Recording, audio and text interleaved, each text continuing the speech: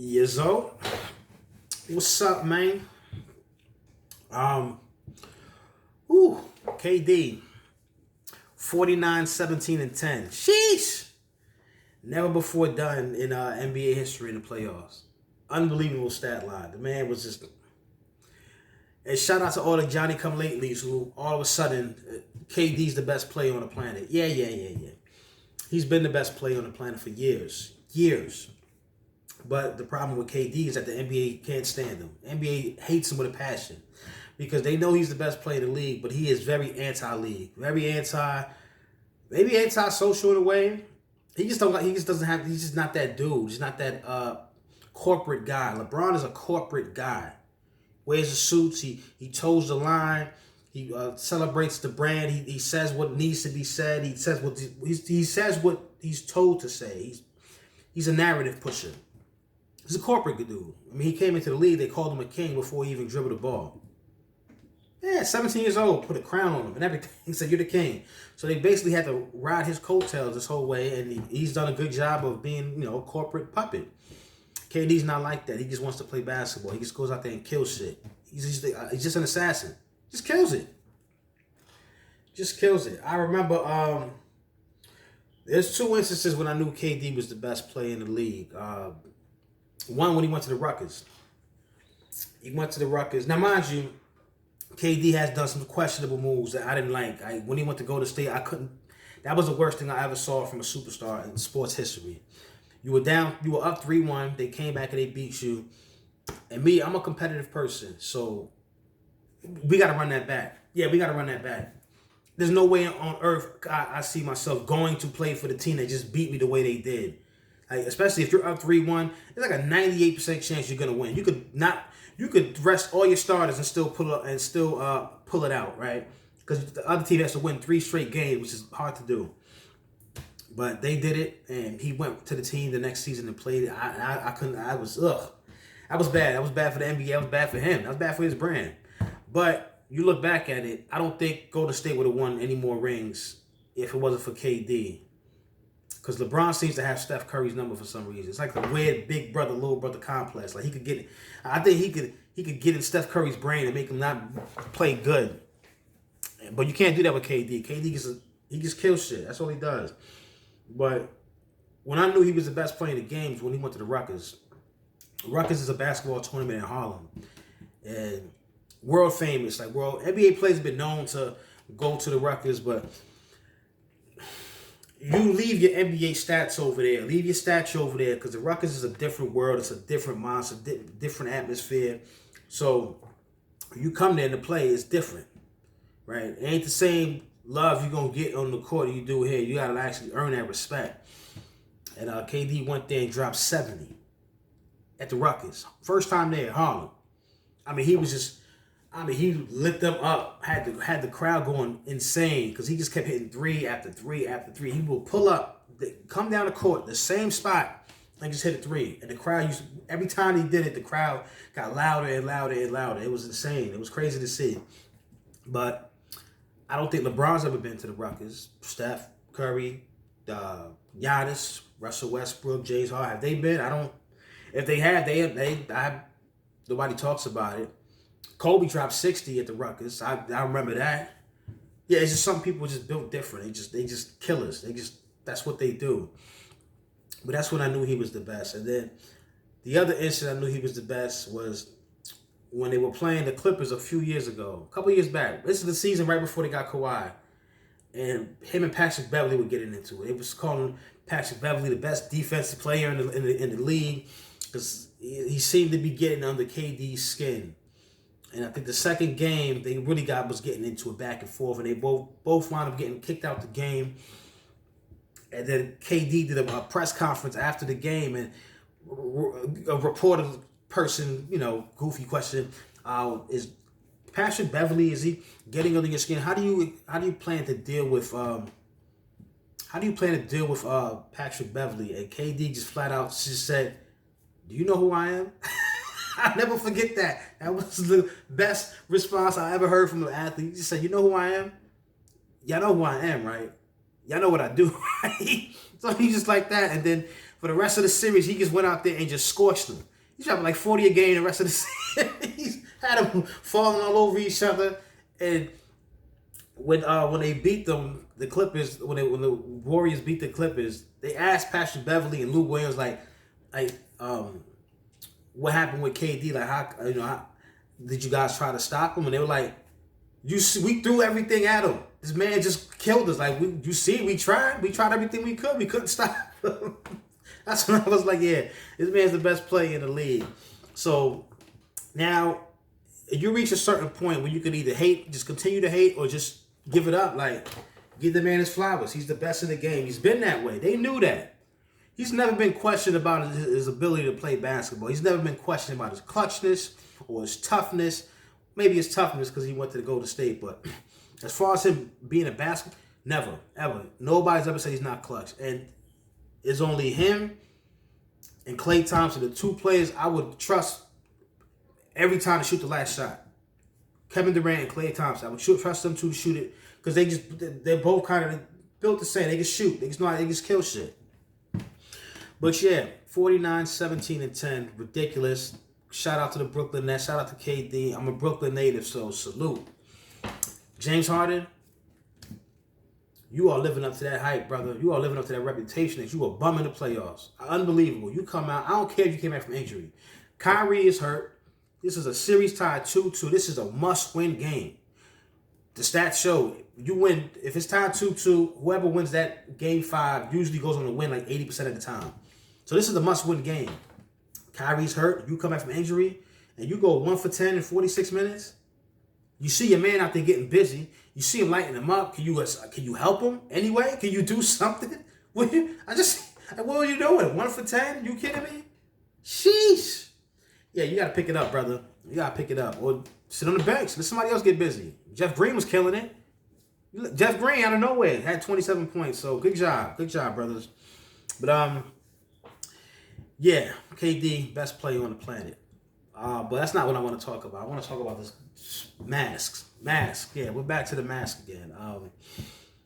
Yesterday in Atlanta, a store clerk, cashier, got killed in a mask dispute with a customer. Now the details are sketchy, but I know what happened. People are getting sick and tired of it, and I'm sick and tired of these corporations. Like, the government thinks they're slick. Right, they know they can't force people to take vaccines. They know they can't force mask mandates. So what they're doing is they're putting pressure on corporations to do their bidding for them. That's why you got jobs now. A judge just ruled that a job can make you take the vaccine. Are you crazy? A job. Can you believe that? A job can tell you what to do with your body. A job. They can force you. They can say in order to work for me, you have to take a needle in your arm. What kind of weird world is this? But once again, the government is making the corporations do this. Yeah, they are. And they're making the corporations do the same thing with the mask. What the corporations are doing are putting the responsibility on employees who aren't trained to be delegating these kind of orders. How you gonna have a cashier trying to tell a grown-ass man, put your mask on? Right? So that's basically what happened. And the dude went out, left his car, went to his car, came right back in, right up to the cashier, bing. Over a mask. Now, the reason this is a story to me is because I already know about the mask. The emails came out. Yeah, the jig is up. But obviously, where I get my news from and where most people get their news from is two totally different realms. If you watch the mainstream news, major networks, CNNs, MSNBCs, ABC, CBS, Fox sometimes, and PBS, NPR, newspapers, social media. You're not hearing news. You're hearing propaganda. They're telling you what they call narratives, where you can go to any of those stations at any given time and they will all be talking about the same thing. All the same, using the same words, using the same keywords, the same analysts. They just go from one show to the next, spitting the same garbage and lies. And it works. It works because a lot of people are fooled by this. Not me. Not at all. I know about the emails. I know about the interview that Dr. Fauci did in March 2020 when he said the masks don't work. They might stop a droplet or two, but they're not stopping the virus. And the main mask that everybody wears is the blue mask. You know, you ever been in a situation when you forgot your mask, you go into a store and say, "Can I get a mask? I left mine in the car, or I left mine at home," and they give you that blue mask with the white straps. That's the main mask everybody wears, and you put it on, you can see holes everywhere through the top, sides. What does that stop? How's that going to stop anything, right? But they basically did it because of the optics. It looks like you're protecting. So it looks like you're saving lives. And me personally, I never believed in it for a second for that reason. Because remember when it first came out, they said you didn't need a mask. Then if you need a mask, it needs to be the N95 with the little holes in the, you say the little breathing things on the sides of them. It went from that, not needing a mask, to you need that mask. And then it went to you can make your own mask. You can get an old T-shirt and cut it up and like what? Where's the science in that? Can you show me some science? There's no science. There's no science. So basically, they knew from back then that the mask didn't work. It was just about optics and making people compliant. Yeah, it was all about control. They loved it. They never had so much of it. They never had that much control, and they were like school kids, giddy school kids with the control. That's why every measure was just seemed like it was getting weirder and crazier and just like a little more just, what? Lockdowns didn't work. None of it worked. None of it. The mask didn't work.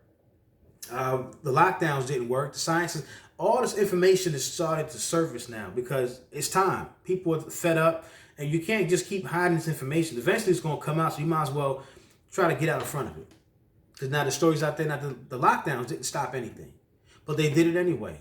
And I'm pretty sure they knew that too. They knew it. I think a lot of this was done for the election, and just to keep people in fear, right? And it worked. Do you realize? Remember last year, from March to like June, every death was basically COVID, no matter what. Car accident, COVID. Gunshot to the head, COVID. That's what the coroners were doing. They were just marking down COVID deaths on every death certificate. You had families out there who couldn't even bury their loved ones. Couldn't even see the bodies because the coroner marked down COVID as a death. When the family's like, whoa, she had stage 4 cancer, brother. She was on her way out. What are you talking about COVID? No, it's not. Yeah, it's COVID. Don't you worry. Yeah, every death was COVID. Which is, and that was 3 months. So the numbers on those, the death numbers are, nobody is 100% sure about that. But they're very inflated. The death numbers are very, very inflated. You don't believe me? Look it up yourself. You got a computer screen. You got your phone. Start Googling stuff. You can just type the shit in. It comes right back. Yeah, you can still get that information. But yeah, they did all of that. So if they lied about the mask, you can imagine what else they lied about. Like I said, the lockdowns didn't work. Shut down schools was, that's just horrible. You see the kids? You see what a year of not being in school has done to the children? They've lost a year of social development, being around kids, and you can see the effects. I have kids. I see the effects of them not being able to be around their schoolmates and not able to go outside and play like they're supposed to because of the virus and it's gonna get the kids and all this other stuff. Yeah, they suffered. They suffered a lot, and this could be a generational thing, but it's gonna be harder for them to snap back out of it. You feel what I'm saying? But nonetheless, narratives had to be followed, and they came out and said, put your mask on, and put 2 of them on. And they knew the whole time that it's just a scam. It's a ruse. And they knew it. And many people went along with it, but now all the information is starting to come out.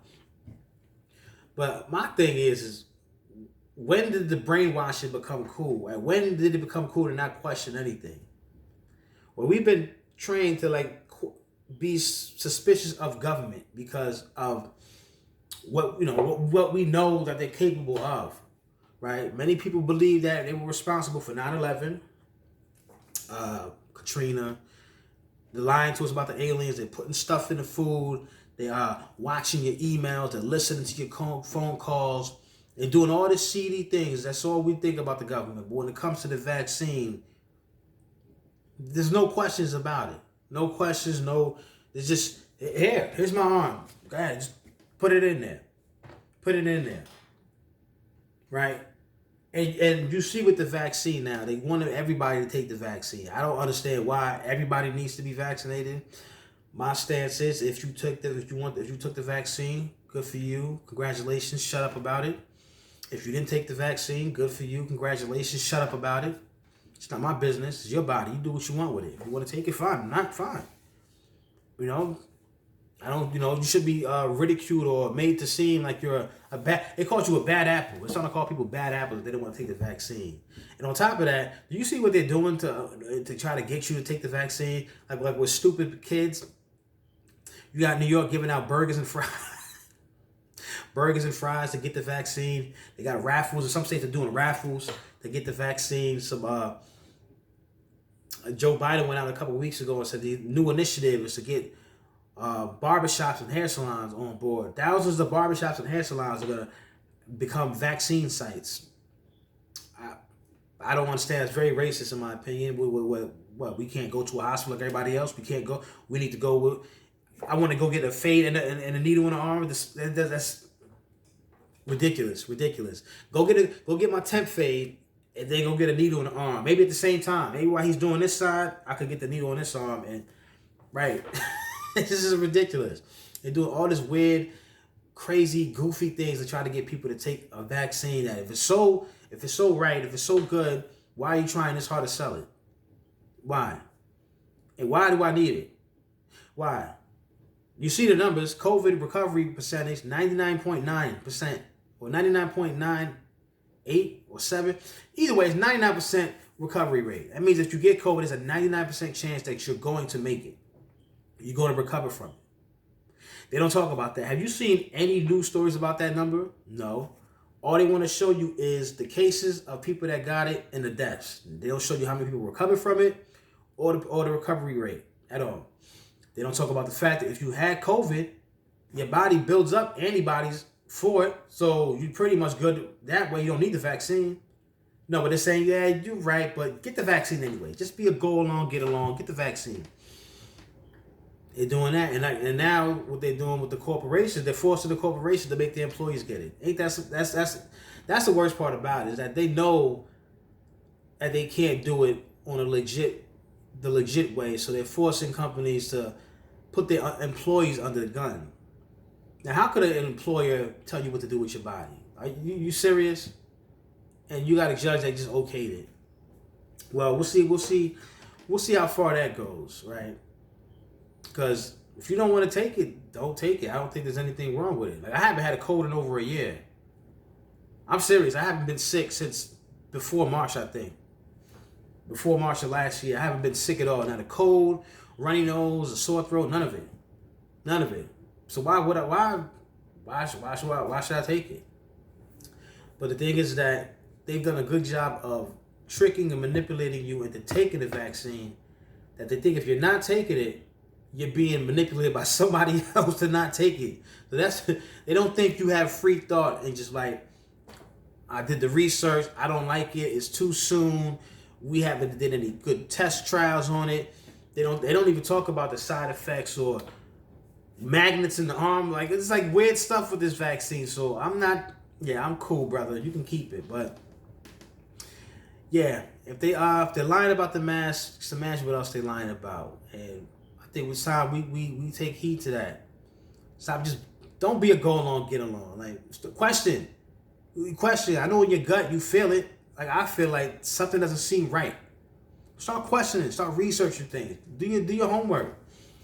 Right? Don't let them just manipulate you and trick you and make you feel like you're somehow less than, or you're being a bad apple.